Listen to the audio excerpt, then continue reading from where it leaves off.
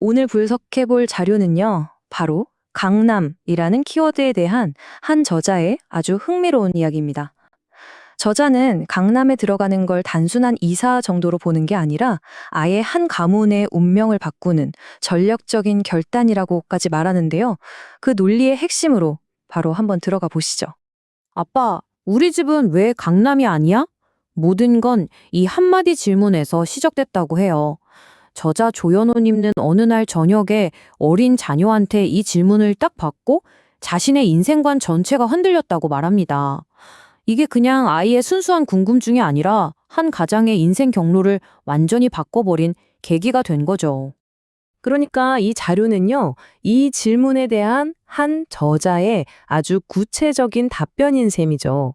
그는 이 질문을 평범한 가장이 부의 추월 차선에 올라타기 위해서 반드시 풀어야 할 숙제라고 생각하는데요.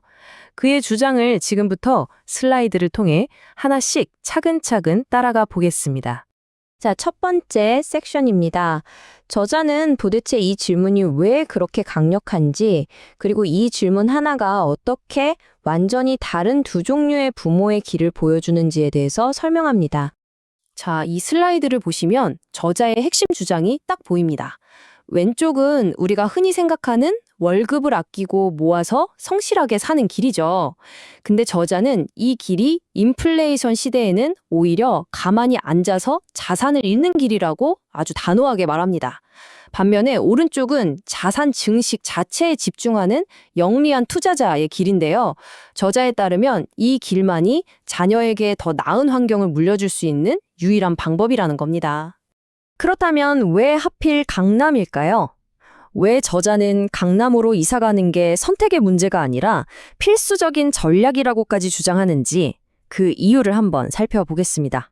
저자는요, 특히 30대, 40대 가장들에게 강남은 더 이상 사치가 아니라고, 이건 생존의 문제라고까지 말합니다. 여기 슬라이드에 정리된 것처럼 강남은 그냥 집이 있는 곳이 아니에요. 인플레이션이라는 파도로부터 내 자산을 지켜주는 요새이자 자녀에게는 최고의 교육과 환경을 제공하는 기회의 땅이라는 거죠. 자, 여기서 저자의 주장이 한층 더 깊어집니다. 그가 말하는 강남의 진짜 가치는요, 아파트 건물 자체가 아니라는 거예요. 바로 아이가 그곳에서 자연스럽게 만들게 될 인적 네트워크, 그러니까 강남 친구 네트워크라는 겁니다.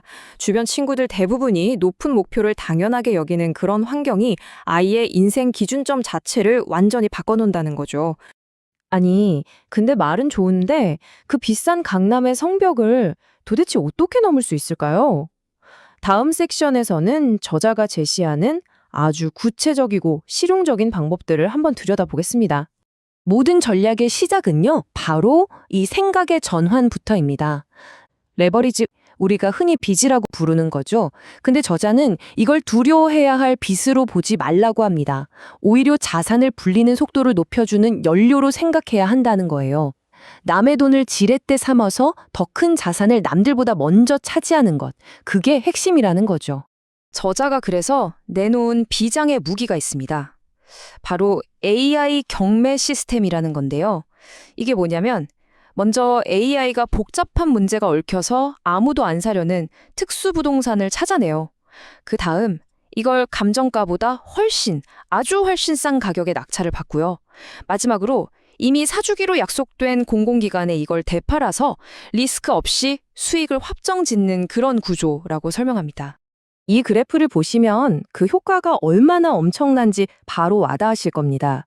시장에서 100의 가치를 가진 부동산을 저자는 자신의 AI 시스템을 통하면 17에서 24 정도의 비용으로 살 수 있다고 주장하는 거예요.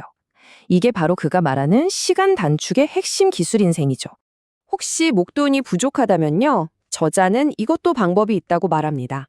바로 조각 투자라는 개념인데요. 이 슬라이드에서 보시는 것처럼 여러 명의 소액 투자자들이 돈을 조금씩 모아서 강남 빌딩 같은 비싼 부동산을 공동으로 사는 거예요. 그리고 거기서 나오는 월세나 나중에 팔았을 때의 차익을 자기가 투자한 지분만큼 나눠 갖는 방식입니다. 저자는 이런 도구들을 그냥 따로 쓰는 게 아니라 하나의 큰 그림, 그러니까 장기적인 계획 안에서 움직여야 한다고 강조합니다. 예를 들면 이런 식이죠.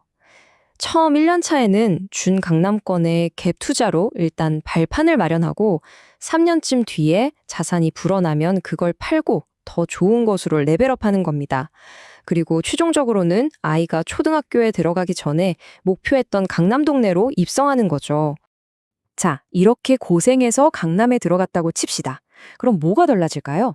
저자가 그리는 성공의 보상은 과연 무엇일지 한번 살펴보겠습니다. 저자에 따르면요, 강남은 그냥 동네가 아니라 거대한 멤버십 클럽 같은 곳이라는 거예요. 일단 입성하는 순간 외부 사람들은 절대 알 수 없는 고급 정보들이 오가는 이너서클의 멤버가 된다는 거죠. 예를 들어 학원가나 아파트 커뮤니티에서 나누는 평범한 대화 속에 사실은 돈과 교육에 대한 핵심 정보들이 숨어 있다는 주장입니다. 그렇다면 저자가 생각하는 진짜 부자, 그러니까 경제적 자유를 얻었다고 말할 수 있는 기준은 얼마일까요? 그는 2025년 한국 부자 보고서를 인용하면서 딱 이 숫자를 제시합니다. 바로 총 자산 100억 원.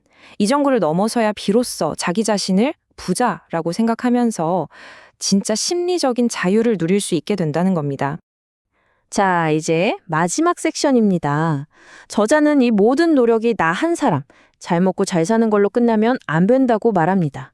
이걸 가문의 유산으로 대를 잇는 명성으로 만들어야 한다는 거죠. 결국 저자가 하고 싶은 가장 중요한 말은 이 슬라이드 한 문장에 다 들어있는 것 같습니다.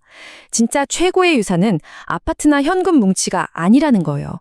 부모가 자산을 만들고 지키는 그 모든 과정을 옆에서 보고 자란 아이가 자연스럽게 배우게 되는 부의 DNA, 다시 말해 자본주의 사회를 꿰뚫어보는 그 안목이라는 거죠.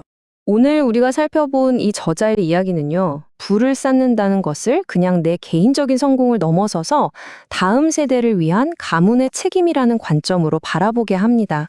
이 질문에 대한 답은 여러분 각자의 몫으로 남겨두면서 오늘 분석은 여기서 마치겠습니다.